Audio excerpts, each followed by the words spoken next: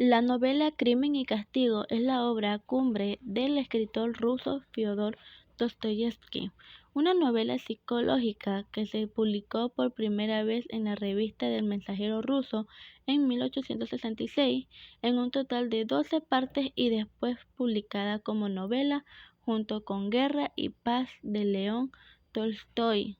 Crimen y Castigo se considera una de las novelas más influyentes de la literatura rusa y los diálogos de su protagonista con algunos de los personajes de la obra se considera auténticas cimas de la literatura universal. ¿Qué impulsa a alguien a asesinar a sangre fría? ¿Qué pasa por la mente del asesino? ¿Y qué clase de sociedad engendra semejantes individuos? Hace más de 150 años, Fyodor Dostoyevsky abordó estos interrogantes en la que sería una de las obras más famosas de la literatura rusa, Crimen y Castigo, publicada en fascículos en la revista literaria en 1866. La novela cuenta la historia de Rodion Romanovich Raskolnovich, un joven estudiante de Derecho en San Petersburgo, que vivía sumido en la más demigrante pobreza y al inicio de la novela se queda sin dinero para continuar sus estudios. Las cartas que recibe solo incrementan su angustia, pues advierte cuánto se ha sacrificado su madre y su hermana por su futuro. Cada vez más desesperado tras vender sus últimos objetos de valor a una prestamista anciana, urde un plan para asesinarla y robarle, pero la conmoción causada por llevar a cabo este acto inconcebible resulta ser mayor de lo que puede tolerar. Si bien la novela es a veces considerada uno de los primeros files psicológicos, su alcance es mucho mayor que la turbación interna. Raskolnikov,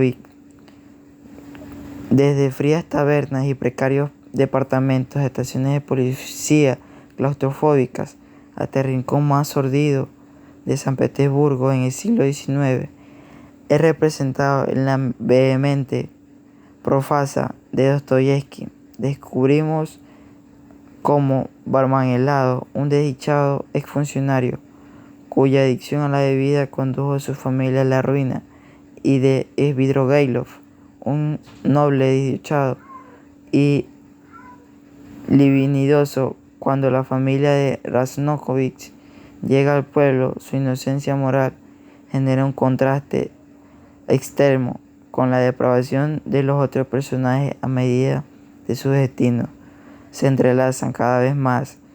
En esta sombría representación de la sociedad rusa refleja la complejidad de las propias experiencias de la vida del autor y de sus ideas en su desarrollo. Siendo un joven que dejó atrás una prometedora carrera militar, Fyodor se había interesado en ideas de socialismo y la reforma. Se unió a un grupo de intelectuales que debatían textos revolucionarios prohibidos por el gobierno imperial. Al ser descubiertos miembros de este grupo, Dostoyevsky, inclusive fueron arrestados muchos, fueron condenados a muerte, pero los sometieron a un simulacro de fusilamiento y fueron indultados en el último momento por el zar Dostoyevsky. Pasó los siguientes 4 años en un campo de trabajo forzado en Siberia hasta 1854. Cuando fue liberado, la experiencia lo volvió aún más pesimista respecto a la reforma social y lo impulsó a centrar su foco de análisis en la novela de 1864, titulada Memorias del subsuelo. Expuso convicción de que la filosofía utópica de Occidente nunca podría satisfacer los anhelos contradictorios del alma humana.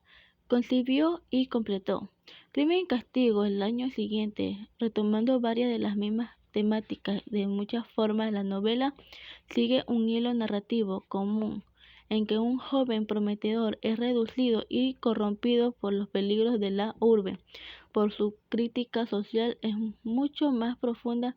Raskolnikov decide de forma racional que su propio progreso, a expensas de la muerte de la explotadora prestamista sería un gran beneficio para toda la sociedad al decidir. Esto evoca el egoísmo moral y el utilitario adoptado por muchos de los intelectuales contemporáneos de Dostoyevsky.